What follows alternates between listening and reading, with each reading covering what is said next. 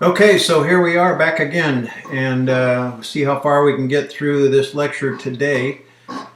We're going to start with the biological causes of anxiety. This is where we left off. All classes left off at this place.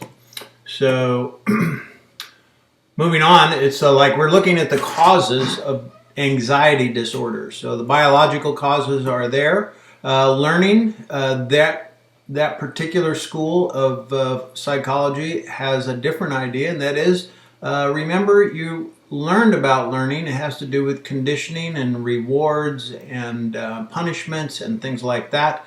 Little Albert was conditioned. Fortunately, we do know little Albert didn't develop any serious anxiety disorders from being terrified of the rabbit and the mouse and all that kind of stuff. But remember, we also learn by watching what other people are afraid of. So, how do you know what's fearful? Well, it's a good idea to listen to others and watch others, and so we do that. Um, uh, Control, well, I'm sorry, reinforcement is what other people are, how you're rewarded for the anxiety that you have. So, when your anxiety actually lessens somebody else's bad luck or bad events, then you're going to get rewarded for it. Then you're going to say, see, I was right. And so that would be reinforcement to an anxiety that you have, and it might cause you to have a disorder or a higher end of anxiety.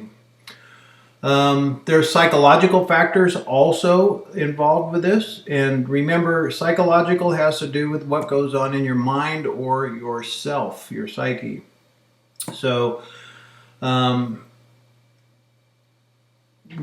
there is a, what would you call it? Self-fulfilling prophecies, where you know something bad is going to happen, and guess what? It does. So that's one factor in there. People dwell. You hear a lot more about negative things than you do positive things. Positive things are nice, and you listen to them, but you hear a lot more negative ones. Control, yeah. So once people realize, they have an idea that they have a lot of things in control in their life, and when they find out they don't, then that creates anxiety. Even the coronavirus episode that we're experiencing right now, people took a lot of things for granted in their lives, and they're not actually able to control a lot of things. So that in itself will create anxiety. And now that you know you don't have control, then if you don't think you have control, that leads to anxiety. So all of those things are psychological factors that would explain anxiety disorders from a psychological or a cognitive point of view. All right, so now we're going to move on to affective disorders, which is a fancy word for mood disorders. Emotional extremes, depression, mania, or both. Most of this is about depression. So let's look at that. It is the most common disability in the world. 6% of men, 10% of women. It's a big number.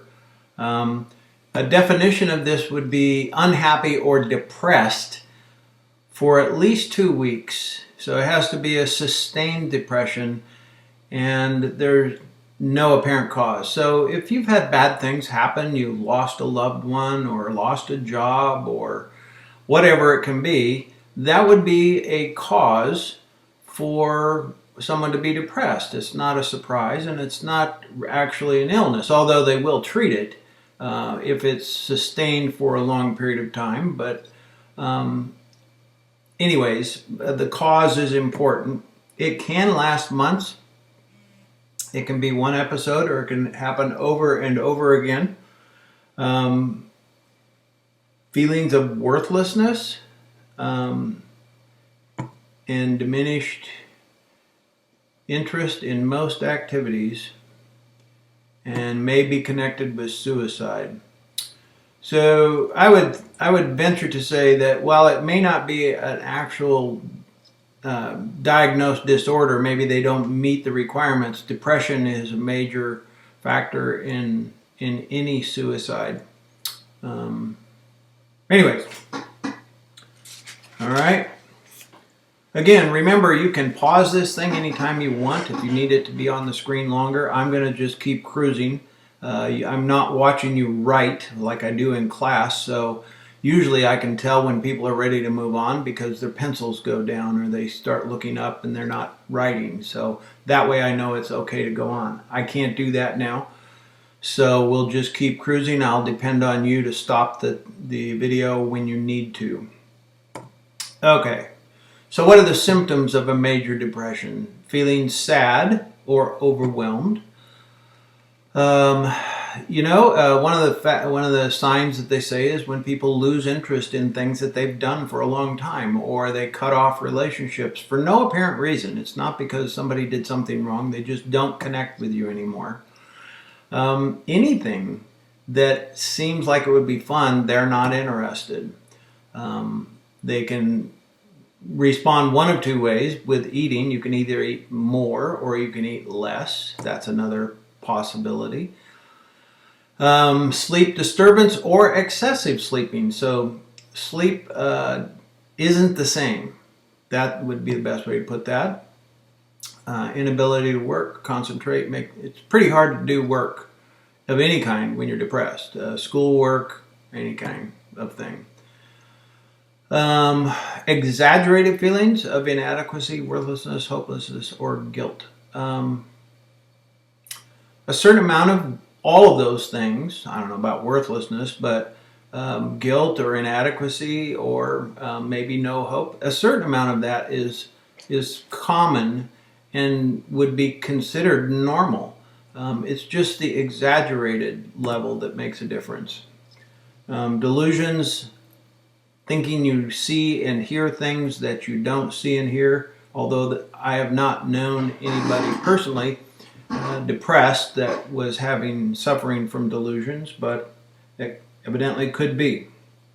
And so comorbid with anxiety, this would be part of it is they are worried and depressed. They could be seeing anxiety as what causes the depression, or the depression causing the anxiety, but a lot of times they have both together. Suicide is connected close to depression. I don't know that we need to spend a long time here. The 11th leading cause of death in the United States. If you look at different age groups suffer more or less. Age groups and racial groups and gender groups, all kinds of things like that.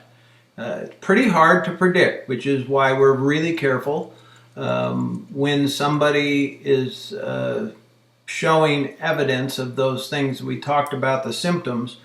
Then you don't want to try and guess, well, is this serious or is it not? You want to try and get them help as soon as possible. Obviously, well, I don't know if it's obvious or not, but some people say they're thinking of committing suicide and you go, oh, you just want attention. That's actually possibly true, but it also means they are more likely to attempt suicide than somebody who does not. Suicide is stress and pain relief. It's hard to imagine if you're not that depressed or you're not under that amount of stress or anxiety. It's hard to imagine it being so great that you would be willing to end your life. But many times the people that are doing this would report that's why they did it.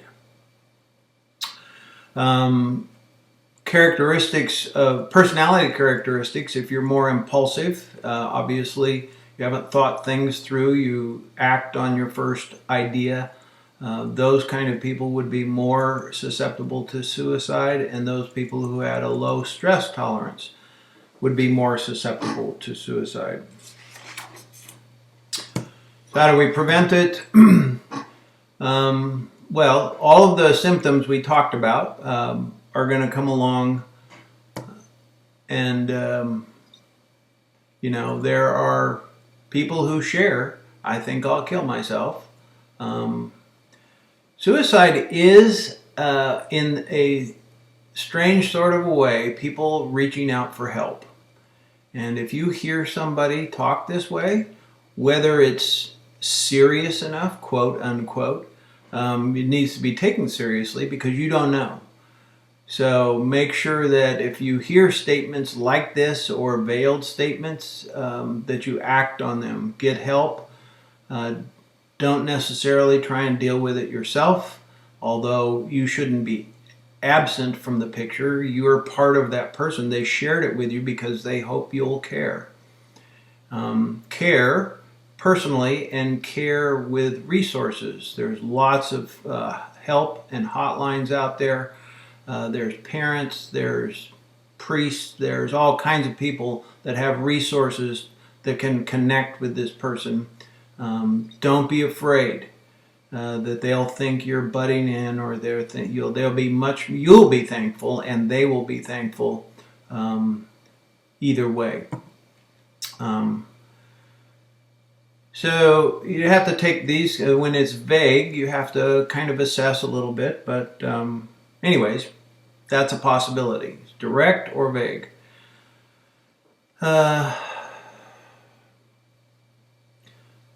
It doesn't have to make sense to you. That's what this means.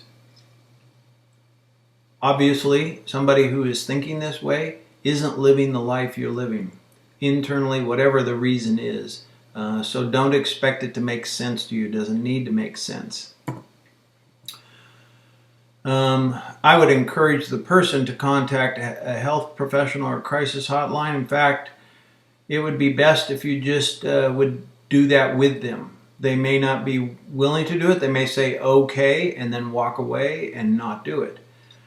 So if you're truly caring about this person, you go, okay, so let's go do that right now, or let's go online, or let's make that phone call, or whatever. Do it with them, or take them to somebody. If we were in school, a counselor or a teacher or somebody like that.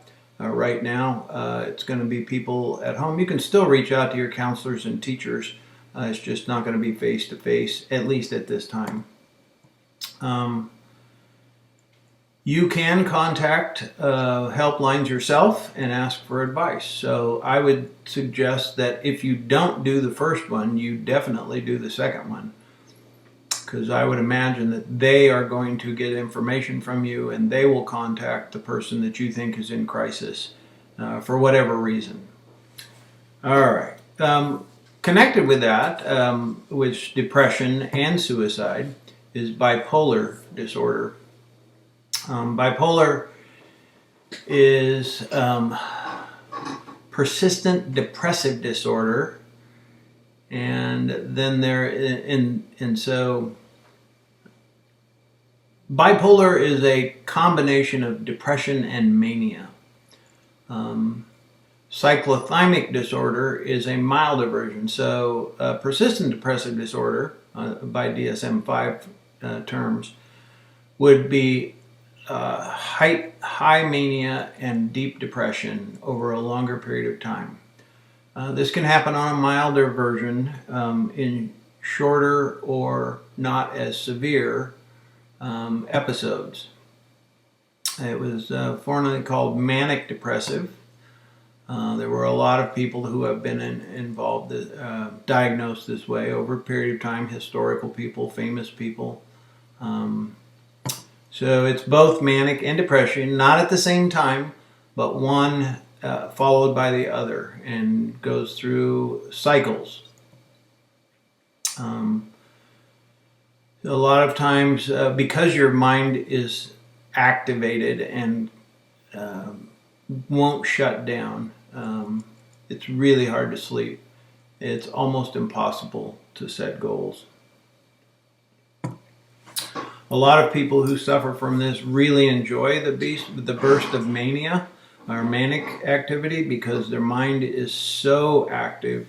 I've read, there are a couple of books about people who were manic like this, and this is when they were at their best. They got A's working on their PhD. They wrote books. They were creative. They did all kinds of things when they were manic, and then depression would hit, and they would go to bed for a month or two and couldn't do anything. So it's really hard to leave behind that high energy, high creativity you in order to get the depression states taken care of. But a lot of times medication and things like that kind of even out the moods, so you don't suffer the high highs or the low lows. And this is where people who have bipolar disorder struggle, because they enjoy those high highs. It's rewarding, and as long as it doesn't cause problems with the sleeping and that sort of thing. But as far as getting work done and being creative, if you're a musician or that kind of thing, it's hard to leave that behind or to medicate yourself out of those states. All right, this is from the DSM. There's bipolar 1. 1% of adults have this. This is the standard bipolar, severe. Bipolar disorder, bipolar 2 disorder is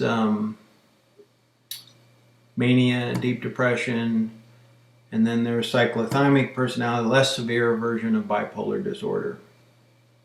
Have a little thing here about the definitions for words. So when we say mania, that's what it means.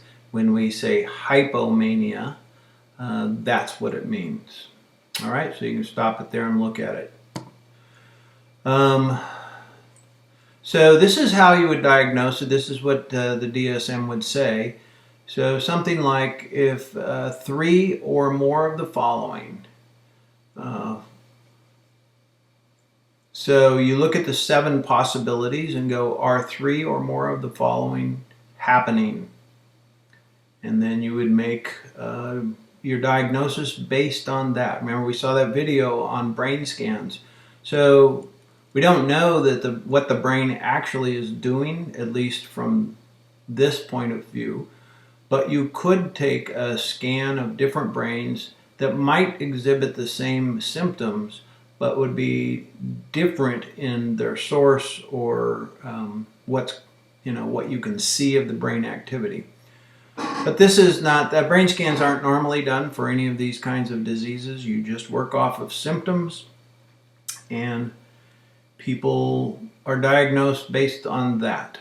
All right, so take a look at those.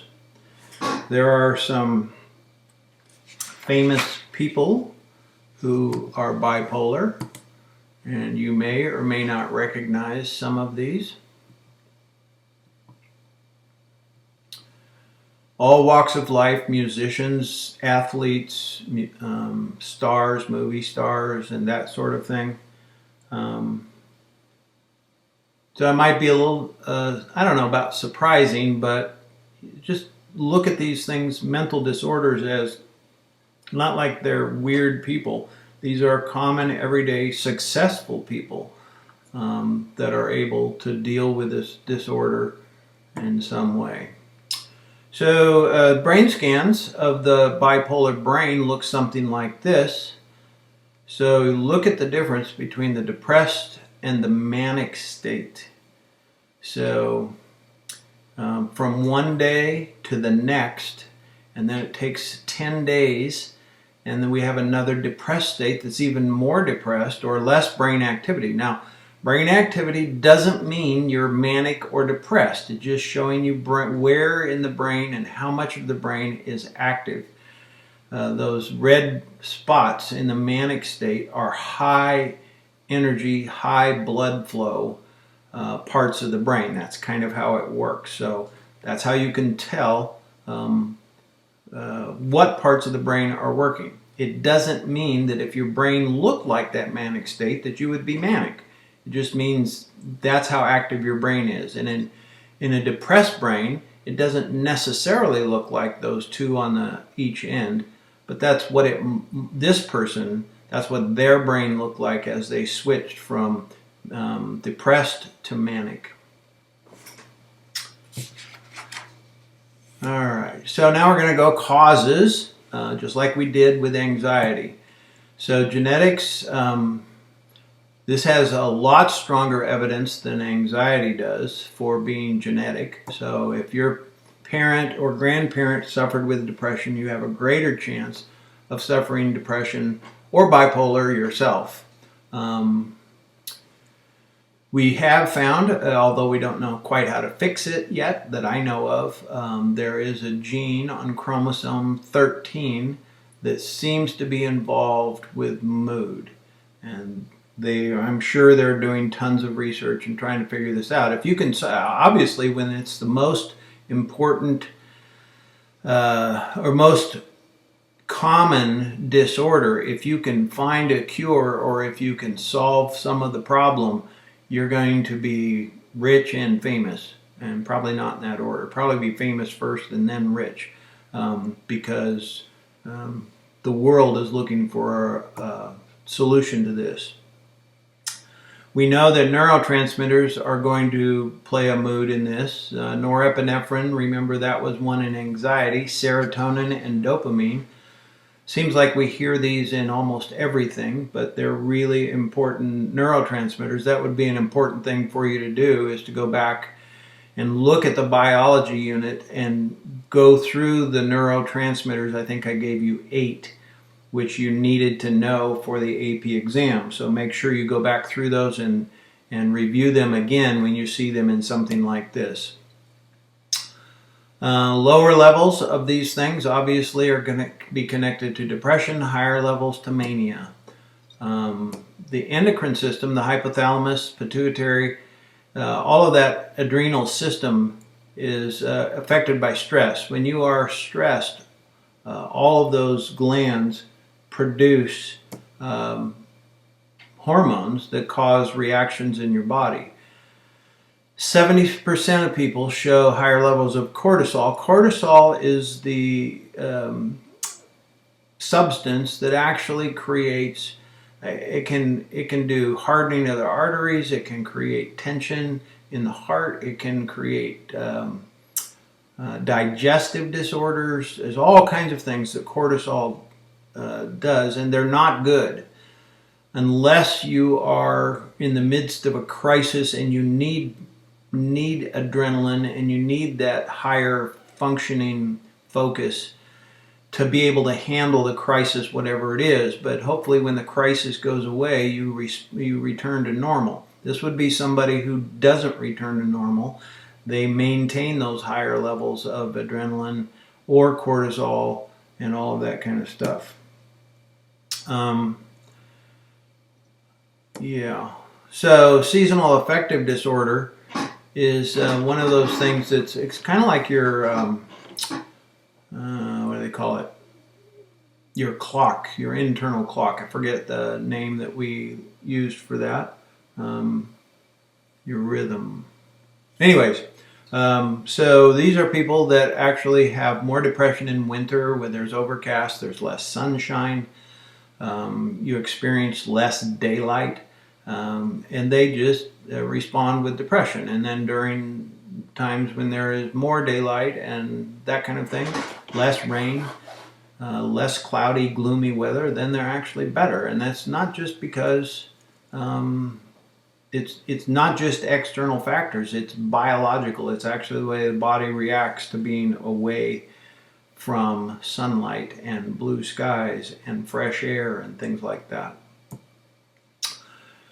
All right, postpartum. Let's see, where am I? Depression is, we saw that with the video we watched about the lady who actually killed her children. It's pretty normal after childbirth. I think something like 70% of women suffer some little bit of depression.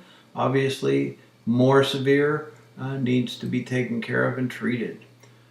Sadness, fatigue, insomnia, reduced libido, all of those are symptoms, and you could expect those to happen for a few weeks.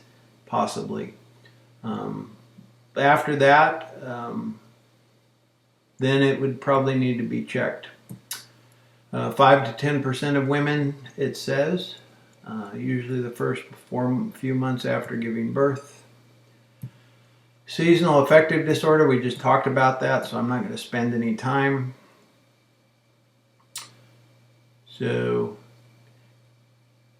interestingly, you would go, well, why would Alaska be more affected? Because they have, in the wintertime, they don't see the sun. It doesn't come up. It stays dark 24 hours a day.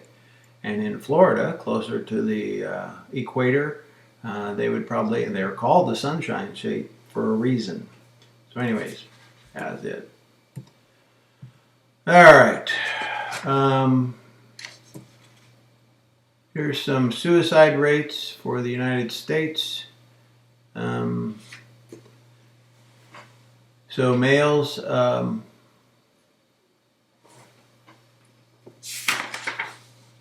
see.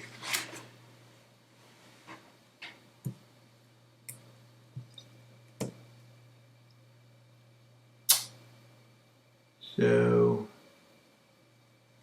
per 100,000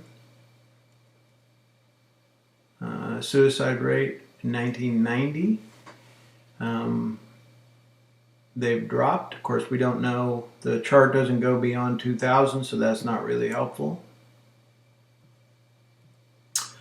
So biological causes of mood disorders, we know that heredity plays a part. Brain function shows slower brain activity during depressed states. We already looked at that. Serotonin, this is all review of what we already went over in a different slide, so I'm not going to spend any time on this slide. So social cognitive factors, we've talked a lot about learned helplessness, and this would affect your ability to look into the future with hope, otherwise known as depression. So if you don't feel like you have control, which is what learned helplessness is, no matter what you do, it's not going to work. Learned helplessness is going to be a factor. Your attributions, in other words, how do you explain what is? If you have internal attributions, you feel like you have control. External attributions feel like it's out of your control. And so how do you explain your life? So here's an example. Why were you fired? Well, a stable person associated with depression, that person is going to go, well, I'm a bad person. It was my fault. I messed everything up. Not associated with depression would say, well, I say things I don't mean when I'm tired. Okay, then it's about being tired. It's not about you. Yesterday was a bad day. It was a bad, a way that you look at it, you take it external, and it's like, it's not you, it's the day. And then specific would be like, well, I was in a hurry, and when I'm in a hurry, I make mistakes. All right, so now we're moving on to our third division of disorders. So we had anxiety, then mood, and now psychotic disorders. And we're making pretty good time. So probably the most famous of the psychotic disorders would be schizophrenia.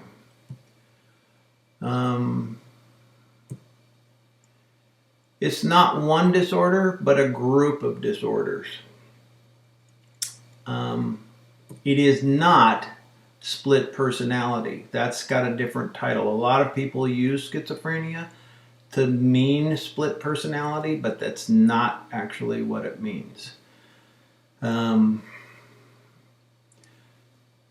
onset of schizophrenia happens usually from the ages of 17, 18 years old on up to about 28 years old. So it can happen anywhere in there. It can happen outside of that, but just generally that's when it develops. 1%, which is a really high number, 1 out of 100 are diagnosed with schizophrenia. the symptoms. So again, how do we diagnose? Well, you have to have symptoms, and then they see those symptoms, and then they go, okay, it must be schizophrenia. Disorganized thinking. So they put ideas together that don't match. They're not linear in their thoughts. They jump around, and they connect ideas that actually probably don't connect.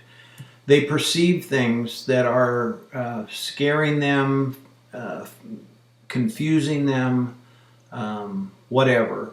But they perceive things that cause disturbances within them. And then they have inappropriate. Now, what's an inappropriate emotion? Well, something really sad happens and they're laughing, or something really happy happens and they're crying. And actions that don't fit what they would normally say was going on. Disorganized thinking is fragmented and bizarre. Selective attention. Remember, you can choose what to think about, and they can't. They can't filter out and say, I should think this way or connect this or whatever. It's just like random thoughts that are popping into their heads, and they're not able to go, well, no, let's not think about that right now. Let's go with what we're talking about, what we're focusing on. So they can't do that. So it often causes delusions, which are false beliefs.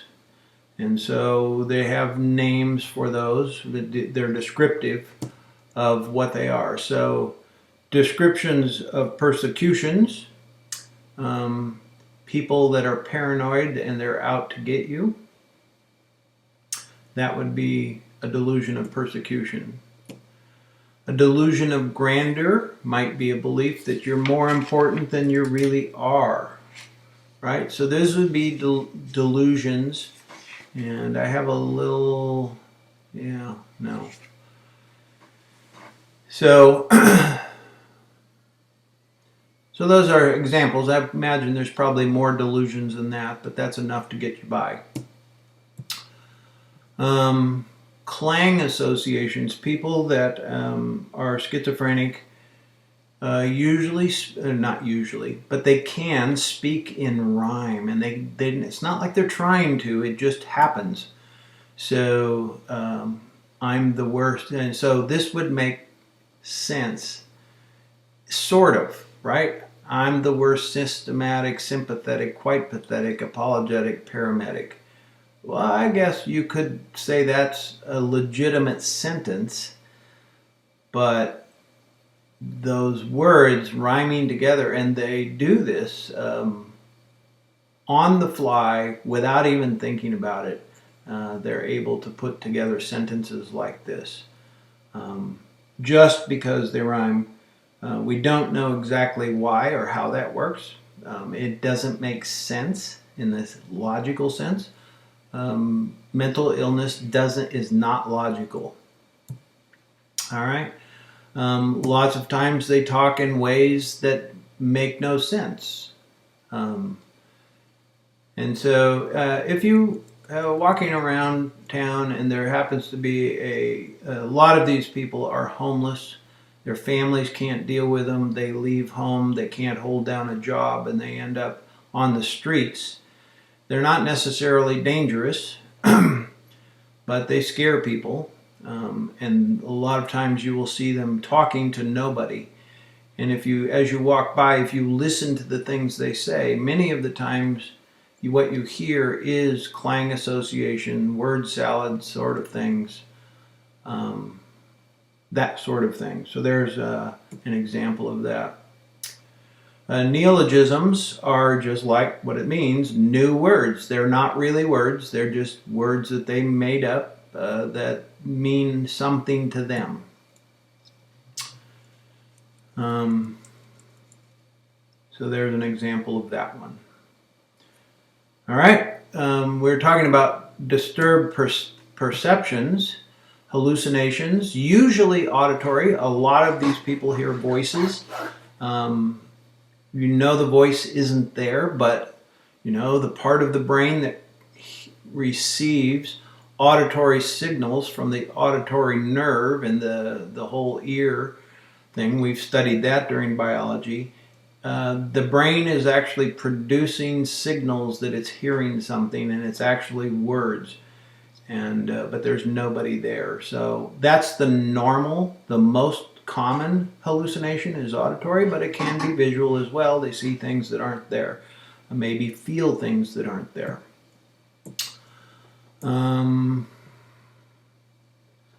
Inappropriate actions and emotions.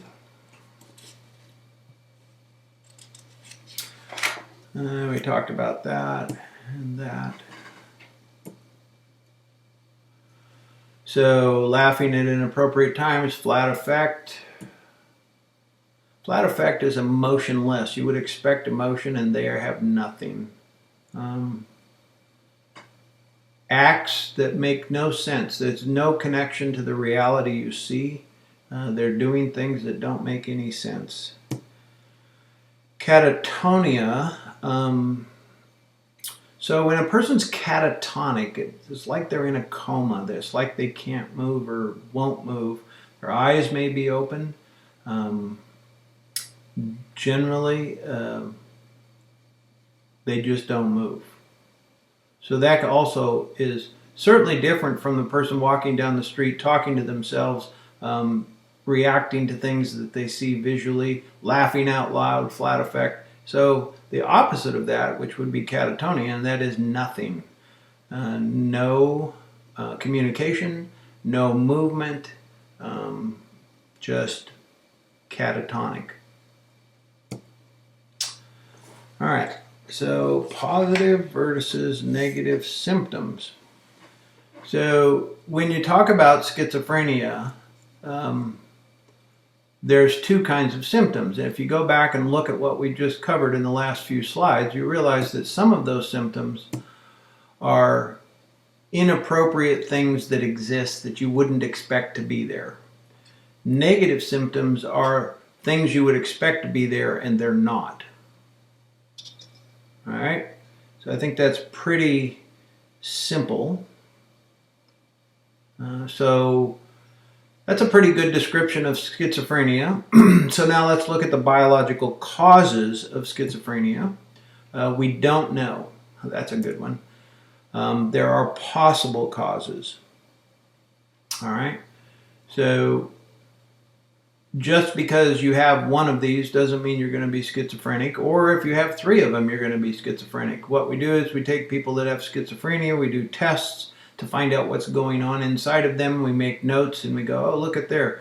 There is a higher incidence of schizophrenia with these issues. All right, so that's kind of what's going on here. Excess dopamine receptors, six times as many receptors. So, now, dopamine is one of the most important, besides serotonin, is the one we've heard the most about. So again, go back and review those neurotransmitters so that you know what we're talking about. But anyways, if you have too much dopamine, that's a probable cause. Low activity in the frontal lobe. It doesn't give a cause of that. So we go, well, why isn't the frontal lobe actually working? And so we don't know. We just know it is the case. Genetics. For identical twins, you have a 50-50 chance. If one of the twins is schizophrenic, half the time the other twin will also develop symptoms of schizophrenia. All right, so that's, you look there. So biological, we know there's a connection. The closer the connection, the higher incidence of schizophrenia. We just don't know. We know. So what is the brain presenting us? Lots of dopamine, lower frontal activity. What causes that? We don't know. So schizophrenia can be treated with drugs, usually antipsychotic drugs, and we'll go through those, I think, later. All right, so Here are possible causes, where the other one was like what we notice in the biology. This is things we look at and we go, oh, well, look at there. So what's a ventricle? Let's see, shrinkage, limbing system, prenatal. There we go. Okay, so if you look at this brain scan, this is what we're talking about, the ventricles. So this blank spot here, the hole in the center of the brain, that's usually, in most people, looks like this. It's filled with fluid, the same fluid that surrounds the brain. But this hole seems to be larger, and we don't know exactly why that would cause schizophrenia. We just notice it. So if you are eliciting symptoms of schizophrenia and they want to take a scan of your brain, this would be one of the things that would confirm you might, there's a probability that you have schizophrenia. And that's what's causing the symptoms. So that's what we're talking about, enlarged brain ventricles.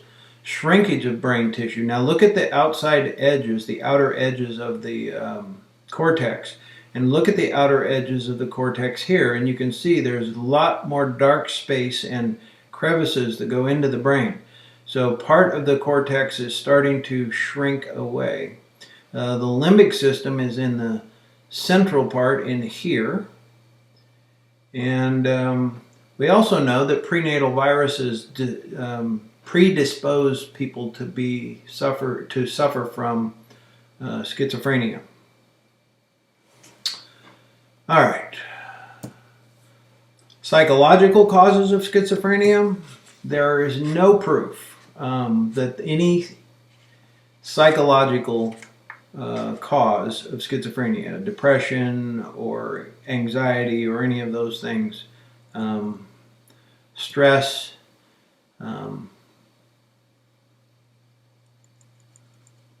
stress hasn't been studied. There is a little bit of a correlation there, but we can't connect it to that. All right. Another psychotic disorder is called dissociative disorders. This is the common one where you have multiple personalities or dissociating yourself from parts of yourself. So this is where all or part of yourself becomes separated from your previous memories, thoughts, or feelings. Okay, so if that makes sense, if you think about it, you are what you remember. So everything you're experiencing right now, you're correlating it back to what you've experienced before, and then you're laying that out for the future as to what you expect to happen tomorrow or in 10 minutes or whatever. So this dissociation disconnects those things in the past.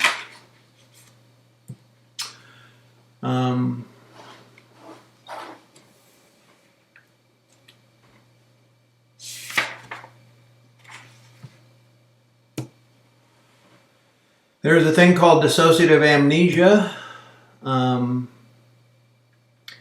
So this is where you disconnect from the past, and it's not because you've received some brain trauma or were in a car accident or something like that. It's just you wake up or you have something happen and then you forget your past. It may not be physical, but it can be a psychological trauma. So if you have a traumatic event, that actually can produce this kind of amnesia.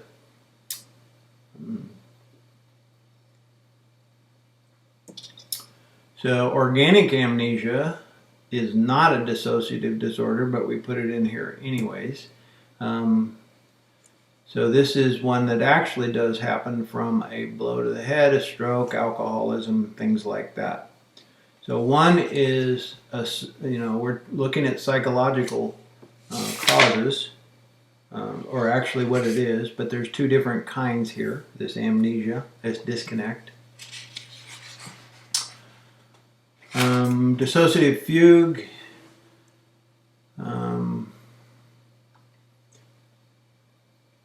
This goes from person to person. This is where, when you have multiple personalities, one personality will remember part of the past, and the other personality will remember another part of the past. So this amnesia is said to travel from one part of an identity to a different part of an identity.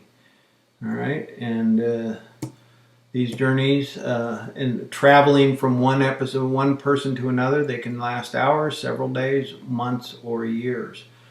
So it may just be a short-term thing, or you might dissociate from one part of your personality and the memories that are associated with it, and they can go away for years, and then they can reappear. Very interesting. If we had more time. So, dissociative identity disorder used to be called multiple personality disorders. So now since we understand it a little more about what causes it or how it happens, it's not like they have multiple personalities, it's just they dissociate parts of their personality from another part. A lot of people, like I said, and in the past, they've used schizophrenia to talk about dissociative identity disorder or multiple personalities.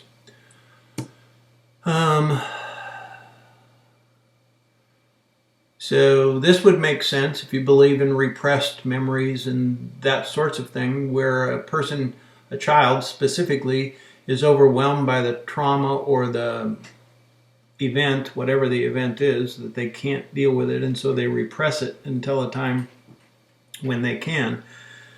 So it would make sense, especially for those of you who subscribe to the psychodynamic school, that these memories, these repressed memories connected to the pre-traumatic personality might reappear. And might reappear completely and knock out the current one. So you would have most multiple or dissociative identity disorders don't have 6 or 8 or 10 personalities. Usually there's just 2. So this would make a little more sense if it's connected to abuse or trauma. 2 or more distinct identities are not psychotic. Generally, they're not having hallucinations. They don't have a break from reality. They don't have inappropriate emotional responses or active action responses. They will probably just be a different person, have a different personality, but they would have a different memory. All right. Somatic symptom disorders.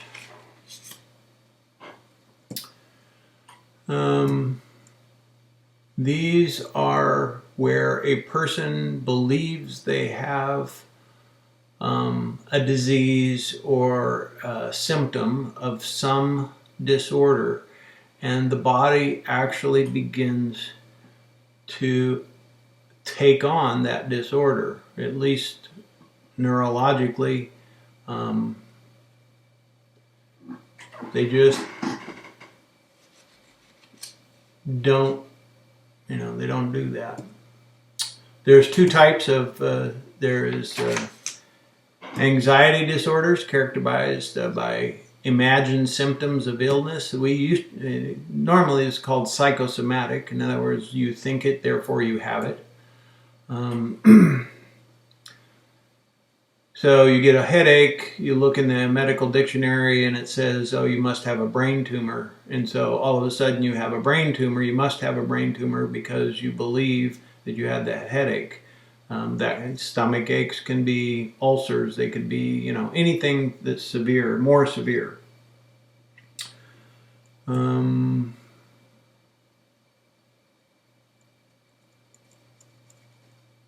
That's kind of funny.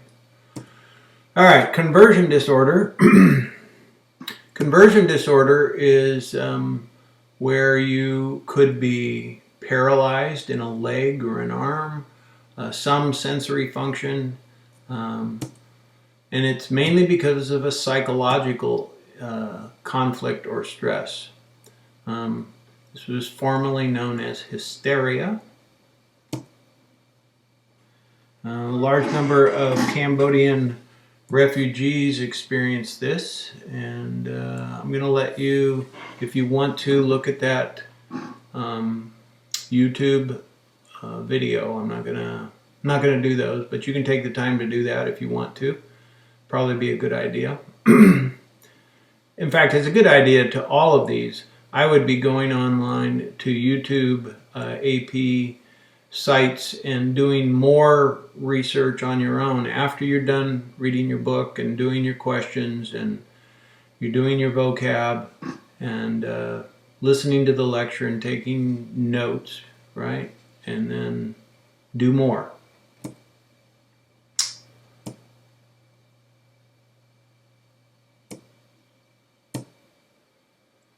All right, I don't know if this will play or not. Nope, it's not going to do it. So, but that's the video that I just said you might want to go look at. All right, personality disorders. Moving on. So, when does your personality become a disorder? So you know personality disorders, first of all, we did a whole unit on personality, and you know your personality is fairly fixed. It's very difficult to change your personality. What makes it a disorder is when your personality creates problems for social functioning. In other words, you can't handle life in a group. You can't handle life at work. You can't handle life at school. There's something about your personality that makes you just not able to function. And there's three main clusters. One's related to anxiety, odd or eccentric behaviors, or dramatic or impulsive behaviors. So eccentric behaviors are edgy, way out on the edge. Impulsive are not so edgy in the behavior. It's just that they're done at inappropriate times to, you'd say sometimes to people to try and gain attention. Everybody does this a little bit, I think, at times, but this is the way the person generally acts based on their personality. All right, so those are the clusters of the personality disorders. So in anxiety disorder, the avoidant is, they're fearing rejection, and so relationships become difficult because you can't put yourself out there. Anytime you enter into a relationship, you're offering yourself to be accepted or rejected. And so avoidant personality just goes, well, I'm not even going to put myself out there because it's too dangerous. And they're worried about that. That's the anxiety part of it. So they develop a personality that avoids that. Dependent personality is sort of the opposite, and this is a person who's clingy and submissive. So submissive means they won't stand up for themselves. They don't have appropriate boundaries. They do pretty much anything that somebody suggests, and they need huge amounts of approval. And that creates nightmares in their lives in lots of different ways. So those are both ends or two sides of the coin of anxiety disorders that are related to personality. There you go. Obsessive compulsive disorder.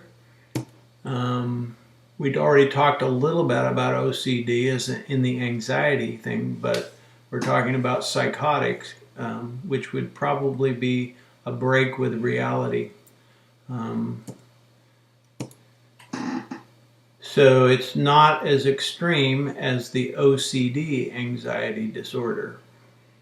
It's the personality that's OCD. All right, so the OCD that's an anxiety disorder is severe. The OCD that you might just be a neat person. That's not a disorder necessarily unless your neatness actually is starting to cause problems. And anxiety would be if it causes you internal consternation such that you cannot fulfill your normal everyday activities and responsibilities and things like that. Okay, there are odd or eccentric behaviors. So these are personalities. They're not anxiety. Again, remember these are not as severe because these are personality disorders. So personality disorders are hide under the cover of your personality. The other disorders we talked about before actually supersede your personality, right? In other words, they take over.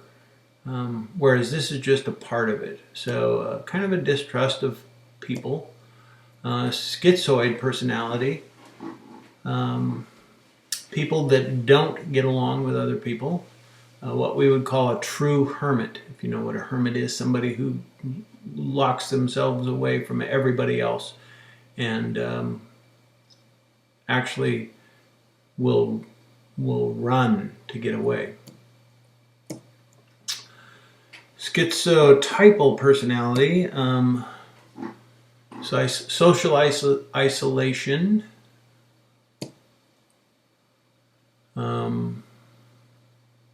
people that believe they have ESP, and it may be, we don't know, but it may be schizotypal as a mild form of schizophrenia. All right, so if you look back at the disorders that we've been talking about, the types of disorders, when it comes to the personality disorders, you know that it's just not as severe, right? So it sounds a lot like the things we've already covered. Just remember that when it comes to personality disorders. And personality disorders actually are harder to treat because they don't respond as well to medication and those sorts of things, right? They just take usually group work and created internal coping mechanisms that they will teach people who have personality disorders to help them to cope through whatever situation they find themselves in that's not good. Dramatic or impulsive behaviors, borderline personality disorder. We're going to talk about those. Antisocial personality disorder. We're going to have a few slides on those. Okay? So we'll talk about that in a bit. Well, actually, right now. So borderline personality is unstable emotions in relationships. Constant mood swings, bouts of anger, severe, I wouldn't call it depression, but sorrow, and then happiness, and then anger, and so they have these big mood swings, and it's very hard on relationships, and most of them take away social connections. They'll take their anger out on themselves sometimes. They can cause self-injury as well as injury to others. So a lot of this has to do with their personality and the fact that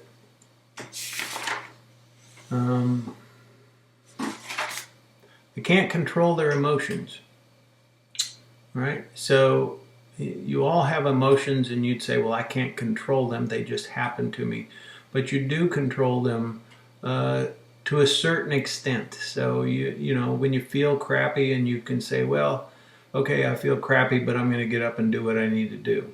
Or I'm going to treat this person the way I know that I should be treating them. Or I'm going to, when you're angry with somebody or something like that. So you can control, you can't cut off your emotion. Well, I guess you can do that too. That's not healthy. But you can't just, you can't decide to be happy. You can't decide to be sad. But you can go places that will help you there. But you can control the emotions that you've been taken to, right? And so these people struggle with that, with any kind of control over taking care of themselves. Antisocial personalities, this is the person that treats people badly and doesn't care. Criminals, a lot of times you interview a criminal, a murderer, and they go, well, don't you feel bad about what you did? And they go, why? Why would I feel bad? There's no empathy, and who knows why that is. Sociopaths, another word for antisocial personality disorder. Sociopaths, you guys know Charlie Manson from Helter Skelter. Hannibal Lecter is a little old for you, but there's lots of famous criminals that are sociopaths or antisocial. Okay, and we're getting close to the end. Cool. Histrionic personality disorder. This is characterized by a pattern of excessive emotionality and attention seeking. So this would be, looks a little bit like the high school campus. Just kidding. Silly, dress provocatively, dress outlandishly. They're lively, dramatic, enthusiastic, flirtatious. They'd say, I'm just trying to have fun. But inside, they actually need this. Right? If they don't get this, then they struggle, and then it comes to anger, as well as sadness and depression and those sorts of things. And so it's just a part of the personality disorder. Again, personality disorders are treated usually in a group therapy setting, and by teaching a person coping mechanisms, where they actually develop coping mechanisms to deal with these things. This is a person that might be ostracized, or at least kind of pushed out of social groups because they're just too over the top, or they cause problems. And so then they would experience all the pain that comes along with being socially isolated. All right. The last one, narcissistic personality disorder. This is, a person who has an inflated sense of importance, and they're serious, right? This is not a joke where somebody says, oh yeah, I know, I'm smarter than you. But what do they really feel on the inside? I'm better than you. I'm smarter than you. And then not just you, everybody.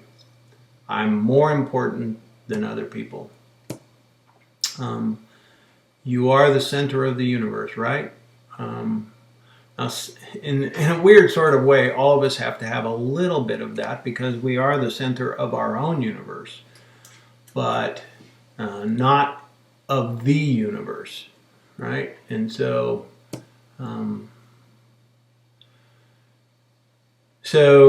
when you criticize a person that has a narcissistic personality, they don't always strike back. They may take normal criticism as, oh, I'm not what I thought. I'm not perfect. Not perfect. Nobody thinks they're, well, I shouldn't say nobody. Not many people think they're perfect, but they think they're better than everybody else. So when you point out a legitimate criticism, all of a sudden it attacks who they are at their very core. And so that's kind of what we're talking about here. And a lot of times they react with rage, anger, or shame. All right, and I think we have a couple more. Here's a one, there's a YouTube video at the top here, which I'll leave that up there. And you can actually open up this PowerPoint online. And I think if you click on the slide, when that link is up there, it'll take you to a YouTube personality disorder video. So if you can't get it off I don't think you can get it off the video, but you can go to the PowerPoint in Schoology, open up the PowerPoint, go to the slide, and just click on the link on the slide, and it will take you to the PowerPoint. Or not PowerPoint, but YouTube, sorry. All right, and here's a little joke, and you can look at each one of them and go, so can you make a connection? So one, if you look over here, this would be paranoid personality, and this person would say, oh, look at this, I'm cornered again. It's a little humorous look at something that's probably not humorous when in reality, but in a cartoon, it tends to strike our fancy a little bit. All right, let's see. And we got the last slide is the famous other. All the stuff that didn't fit in the other things we've talked about. So there's lots of philias. The word philia is love of, right? It's a Greek word. There's 3 Greek words for love. And so this particular one is just love, right? So zoophilia, that would be the love of animals. Pedophilia is a love of children or young people. Fetishism is a kind of love of whatever can be, right? Just something a little strange. There's impulse control disorders. We've talked a lot about eating disorders already, so I don't know that we need to say any more about that. Same thing with substance use, ADHD. So that's attention deficit hyperactive disorder, which we've already talked about, and autism, which we've discussed. All right, so that does the end of the lecture. And I'm going to say right now, make sure that you've finished reading the chapters and the modules in the book, that you have filled out your reading guide or your guide to understanding. So that answered those questions. You've taken reading notes as you've been reading, and you have lecture notes from the lecture itself. I don't know how to do it yet, but you probably need to figure out, we're probably going to have to take some sort of an exam on this unit. I haven't figured out how we're going to do that yet, but I will let you know. All right, have a great day and a good week, and actually a good spring break. Hopefully you get to this so you can relax and enjoy your spring break. I love you all and I miss you all. All right, well, take care.